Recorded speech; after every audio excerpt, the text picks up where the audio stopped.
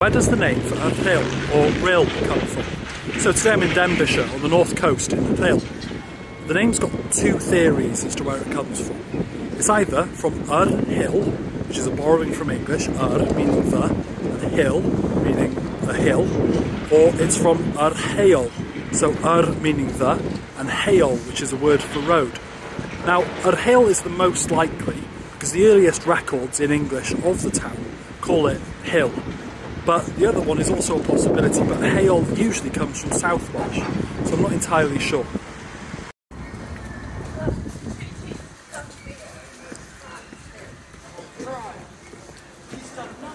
So, obviously Rhyl mostly grew in the 1800s as a bit of a tourism town, but beforehand there was actually only really one building here, which is this, Tŷ Rhyl. It's now a holiday home, but the house name means the house in Rhyl, and it's actually from the 1700s and predates most of the rest of the town.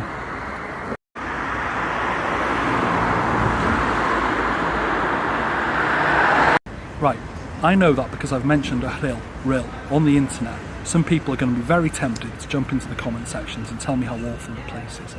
I don't think it's fair. First of all, I don't think Rhyl's that bad. I've been in it all day. It's been fine. You know, there's lots of other places in North Wales that also have similar issues with poverty and drugs and crime. Without looking at the complex reasons behind it, it's not really fair to say these things about these places.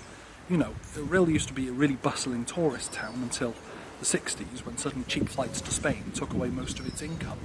The fact that it's even here still is quite impressive. People were left here after they were released from prison without any support. Of course there's going to be issues within the town, but if you think, oh, it's going to be really funny if I say something like, oh, Rhyl's something whole in my comment section, it's just not that funny anymore. Do something else.